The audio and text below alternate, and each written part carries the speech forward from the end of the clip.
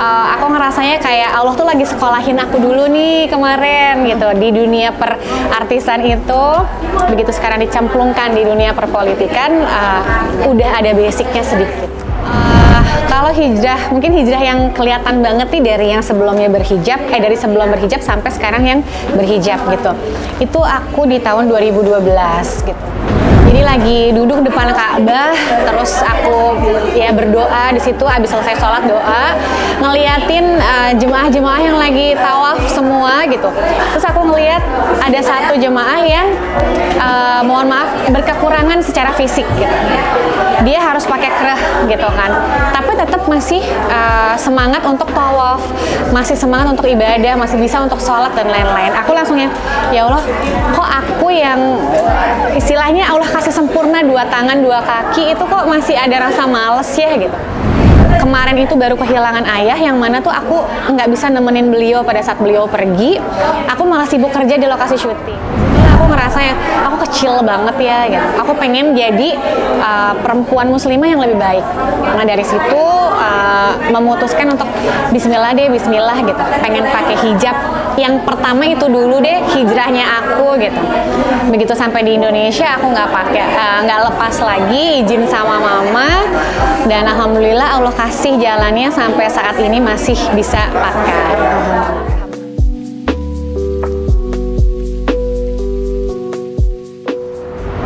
Kak Nuri, apa kabar? Alhamdulillah baik. Alhamdulillah. Sekarang Kak Nuri lagi sibuk apa nih? Kalau boleh tahu. Sibuknya seperti biasa, sekarang masih jadi ibu rumah tangga, ngurusin 3 anak kecil yang Masya Allah luar biasa sekali, amanahnya Allah. Dan yang pasti sekarang lagi mendampingi suami yang sekarang dinasnya menjadi wakil Bupati Lampung Selatan. Jadi sekarang aku jadi ibu PKK. Masya Allah. Jadi sibuk banget nih ya Kak ya. Memang itu emang passion Kak Nuri Kak untuk maksudnya bergaul bersama ibu-ibu gitu. Iya, memang basicnya seneng banget kalau ketemu banyak orang gitu. Kayak energinya kayak dicas lagi gitu ya. Jadi kayak ketemu banyak orang tuh energinya lebih, moodnya lebih bangkit lagi, lebih baik lagi gitu. Jadi ketemu banyak orang itu aku seneng banget gitu. Jadi dan apa ya, kehidupan di sekarang mendampingi suami sama kehidupan aku sebelumnya sebagai seorang public figure gitu nggak jauh beda gitu. Sama-sama ketemu orang banyak, sama-sama harus melayani. Dalam arti kata pada saat kita keluar dari rumah, misalnya jalan-jalan ke mall, ketemu satu fans misalnya gitu, kan fans itu nggak tahu kita dalam kondisi mungkin pusing, mungkin sakit kepala, mungkin capek, tapi mereka pengen foto, pengen apa, kan kita tetap harus memberikan yang terbaik untuk mereka. Nah sama dengan sekarang pada saat ada di kabupaten pun juga pada saat ketemu masyarakat ya tetap harus melayani apapun masalah yang lagi kita hadapin di dalam gitu. Jadi aku ngerasanya kayak Allah tuh lagi sekolahin aku dulu nih kemarin gitu di dunia perartisan itu.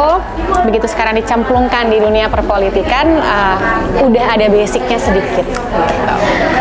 Aku tuh ngikutin banget nih Kak Nuri, kebetulan dengan ya perjalanan karir Kak Nuri yang dulunya banyak banget karya-karya di dunia keartisan itu. Maksudnya aku nggak ada yang nggak kenal Kak Nuri gitu kan. Maksudnya semua orang kayaknya di TV itu semuanya penuh dengan Kak Nuri. Masya Allah. Iya kan? Jadi kayak aku jujur excited banget, penasaran dengan perjalanan hijrah gitu, proses hijrah Kak Nuri dari yang Kak Nuri yang dulu sampai menjadi Kak Nuri yang versi sekarang gitu.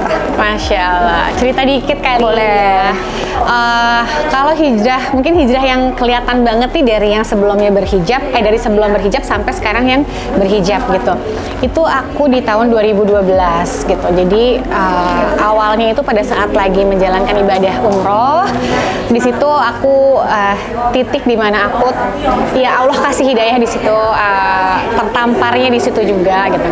Jadi lagi duduk depan Ka'bah, terus aku ya berdoa di situ, abis selesai sholat doa, ngeliat ngeliatin jemaah-jemaah yang lagi tawaf semua gitu. Terus aku ngeliat ada satu jemaah yang mohon maaf berkekurangan secara fisik gitu. Dia harus pakai kreh gitu kan, tapi tetap masih semangat untuk tawaf, masih semangat untuk ibadah, masih bisa untuk sholat dan lain-lain. Aku langsung ya Allah, kok aku yang istilahnya Allah kasih sempurna 2 tangan 2 kaki itu kok masih ada rasa males ya gitu, masih nggak pengen untuk ibadah yang kayak apa gitu ya. Terus juga kemarin itu baru kehilangan ayah yang mana tuh aku nggak bisa nemenin beliau pada saat beliau pergi. Aku malah sibuk kerja di lokasi syuting. Jadi kayak ya Allah, kok banyak banget kurangnya ya. Pengen banget bisa bakti sama orang tua, tapi Allah kasih aku malah sibuk kerja gitu kan. Aku pengen ibadah dengan lebih baik, dengan kesempurnaan aku ini, malah kok ternyata Allah kasih lihat ini ada yang lebih kurang dari kamu, itu lebih dekat lagi kepada aku gitu. Disitulah aku ngerasa aku kecil banget ya gitu. Aku pengen jadi perempuan muslimah yang lebih baik. Nah dari situ memutuskan untuk Bismillah gitu, pengen pakai hijab yang pertama itu dulu deh, hijrahnya aku gitu. Begitu sampai di Indonesia aku nggak lepas lagi, izin sama mama, dan alhamdulillah Allah kasih jalannya sampai saat ini masih bisa pakai. Alhamdulillah. Berarti proses hijrahnya itu sebelum Kanuri menikah ya? Jauh sebelum menikah. Oh, jauh sebelum menikah. Jauh sebelum menikah. Berarti bukan karena tuntutan suami atau tuntutan orang tua, tapi memang pure dari hati Kanuri sendiri gitu ya. Kayak Betul. ketukan gitu ya Kanuri. Betul. Jadi nggak ada masukan yang pakai jilbab gitu, nggak ada gitu. Cuman memang kenal jilbab itu udah lama. Jadi zaman dulu sekolah SMA tuh ada di mana hari Jumat itu wajib pakai baju muslim ke sekolah. Jadi seragam tapi pakai jilbab. Jadi udah kenal sebenarnya. Cuman begitu kerja di dunia entertainment kan, jadi akhirnya ya udah lepas dan nggak yang istilahnya ya bekerja seperti biasa gitu, bukan yang pakai jilbab gitu kan. Nah terus pada saat tahun 2012 itulah memutuskan untuk pengen pakai hijab. Jadi lama sebelum menikah gitu.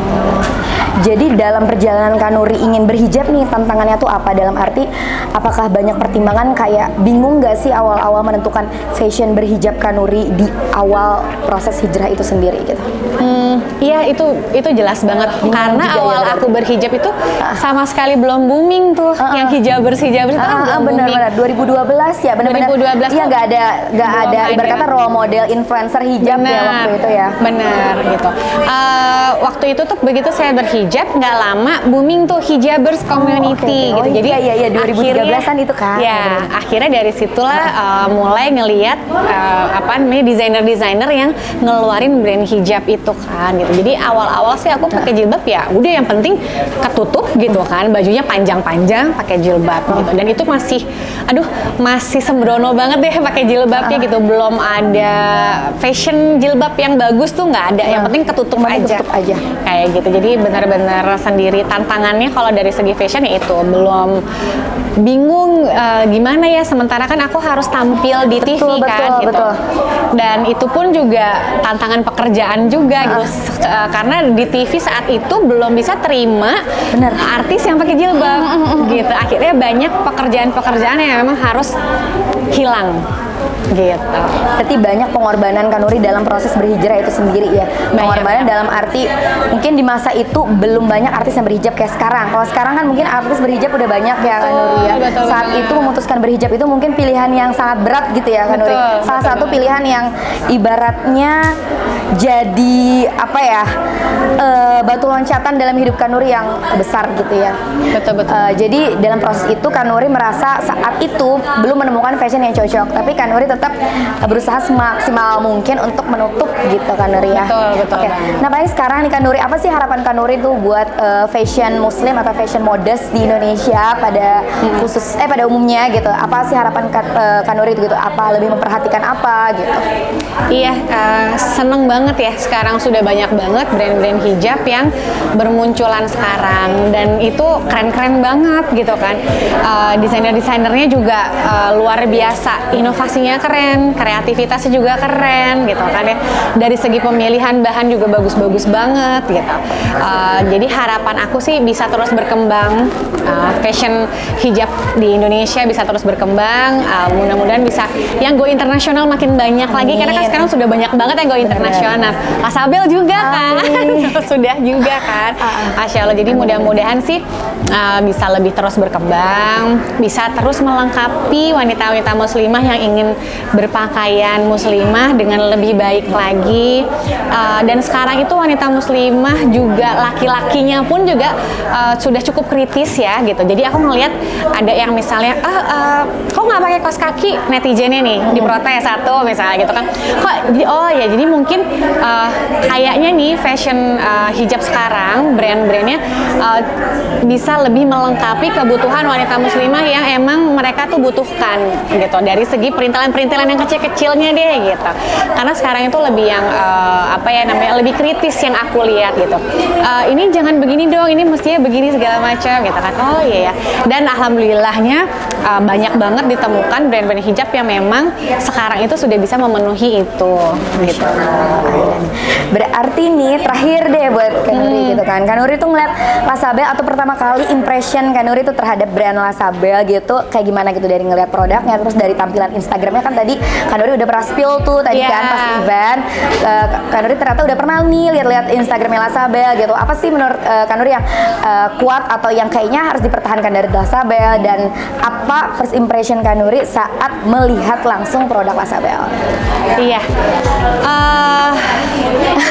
Bingung ya, karena emang keren banget, saking kerennya sampai speechless. Bener-bener yang pertama kali lihat Lasabel itu di Instagram temen aku gitu kan, terus dia nge-spill produknya Lasabel. Jadi disitulah mulai tahu ada nama brand hijab Lasabel gitu.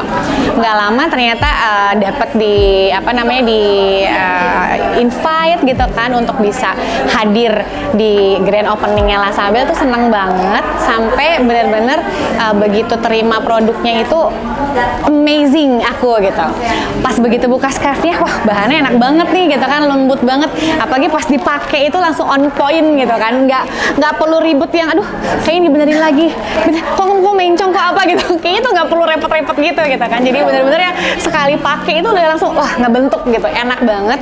Dan aku butuh yang seperti itu gitu, karena memang aku butuh waktu untuk yang lebih cepat pada saat aku dandan, pada saat aku dress up gitu ya, karena anak-anakku nungguin, suamiku nungguin gitu.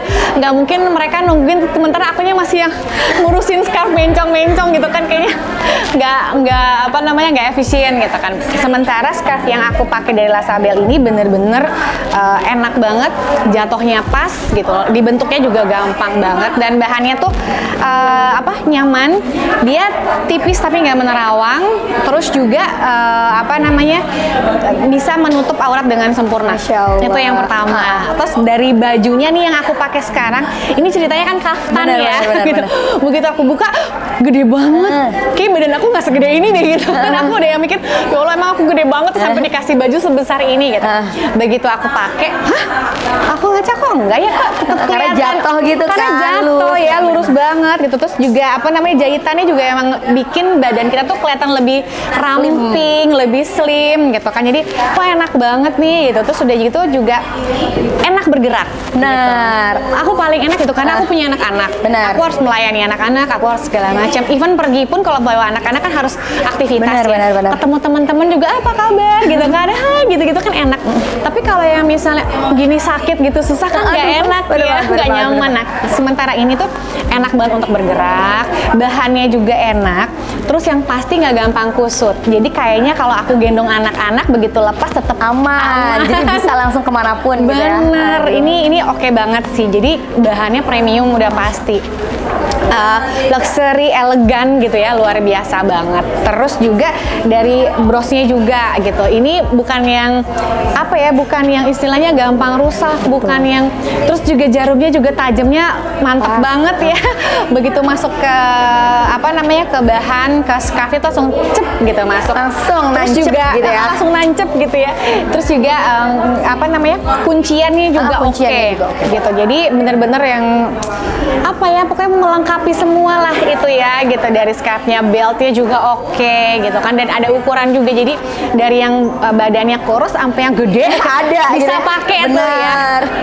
Gitu, jadi first impression aku masya Allah luar biasa, amazing banget sama produk-produknya Lasabel gitu, dan harapannya aku sih mudah-mudahan ini bisa dipertahankan dan bisa ditingkatkan lagi terus gitu ya. kualitasnya, dan yang pasti bisa memenuhi kebutuhan-kebutuhan wanita muslimah di Kota Bandar Lampung pastinya. Pokoknya makasih banget buat Kak Nuri Maulida. Sama-sama. Untuk keistimewaan kita hari ini bisa langsung talk show bersama Kak Nuri. Pokoknya Kak Nuri sehat-sehat terus ya. Amin ya rabbal alamin. Terima kasih loh udah mampir di Sama-sama. El Sweet Talks. Sekali ya Kak. El Sweet Talks.